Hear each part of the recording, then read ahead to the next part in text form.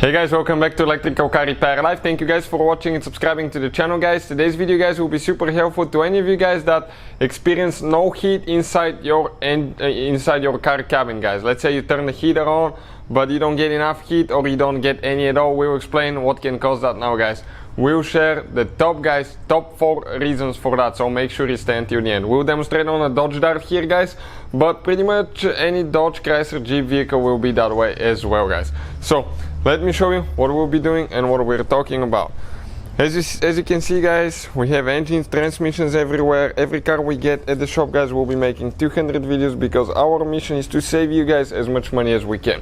So please subscribe to the channel and like the video, guys. Now, with the engine and transmission out of the way, I can explain, guys, how the heater system works and all that stuff, and we can get to the top 4 reasons why you can experience, guys, bad heater not working, not having enough heat in your cabin. Now, this is the engine, guys, right here. Doesn't matter if you have a 6, 8, 4-cylinder engine, procedure is about the same, guys. Now, right here, guys, okay, this is your engine. You know, it's running, it's spraying fuel. It has little explosions inside that moves the piston up and down, so it can produce power, guys, and that explosion produces heat, guys, so the engine will get hot. So you need, guys, coolant to cool the engine, right? And that coolant gets hot, guys, and usually the normal operating temperature of a Dodge engine, guys, is between 90 to about 95 degrees Celsius or 180 to 200 degrees Fahrenheit, guys. Usually they run about that. Otherwise, the engine will not run correctly, it will not be so efficient, so it needs to run at higher temperatures. Now, that heat, guys, and that hot coolant actually will be sent to a special radiator inside your cabin that will be used to heat up your cabin. And we'll explain how that works, we'll get there in a second. But if that engine runs colder, guys, let's say on cold days it runs at about only 60 degrees Celsius or about 140 Fahrenheit, you will not get much heat. Why? Because, guys, the coolant will not be hot enough. And these, guys, could be caused by a bad thermostat. Thermostat is the one that regulates the engine temperature. So bad thermostat, guys, okay, that is stuck open, means that the coolant will circulate through the radiator all the time instead of closing here until it reaches a certain temperature, and when it reaches that temperature then it opens so it can get a little bit of cool coolant. But if it's stuck open, it will circulate that coolant all the time and you will not get hot enough, especially on a cold day and driving on the highway, guys. So reason number 1, bad thermostat. Reason number 2, guys, I've seen that on many Dodge, Jeep, Chrysler vehicles, guys.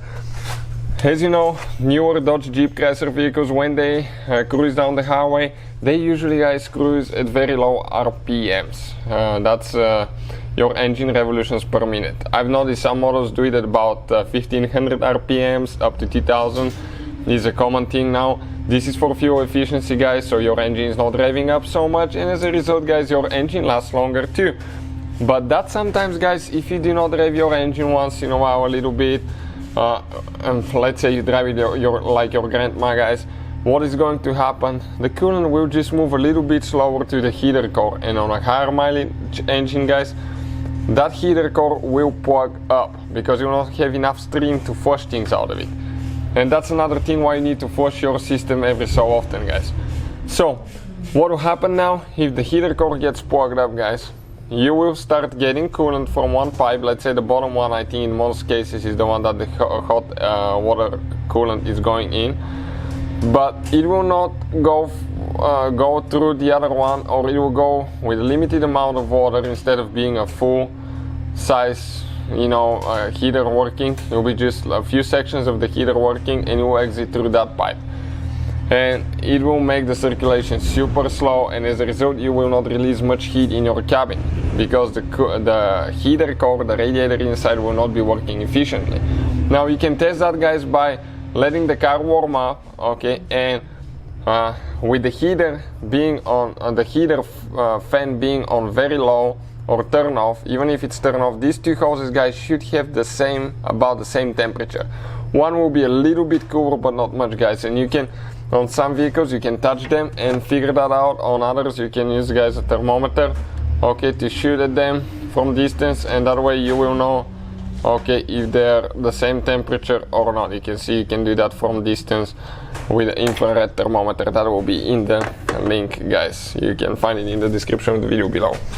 So how you can know if you have a bad thermostat? You need to keep eye on your temperature gauge, guys, and make sure that it stays where it's supposed to, or you can check the live temperature through OBD reader, and that costs only a few dollars, guys. Those are very inexpensive nowadays, and I can show you guys, we have a video how to do that, so check it out.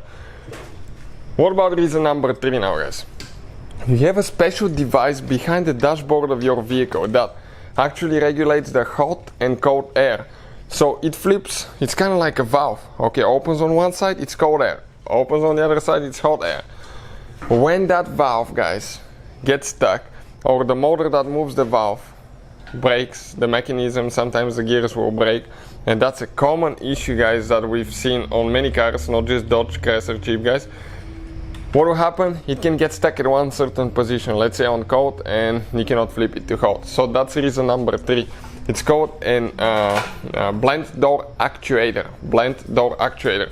If you need to replace yours, search for that, you'll find information. And number 4, guys, this is not very common, but we've seen it happen, but it's again not very common. It's a bed switch where you switch from cold to hot. So that could happen as well, guys. We've seen that happen, again not very often. You need to replace the switch, but it does happen. So hopefully, guys, that will lead you in the right direction, and it will show you guys what to look for. Thank you guys for watching. Please, guys, subscribe to the channel for more videos, and see you guys next time.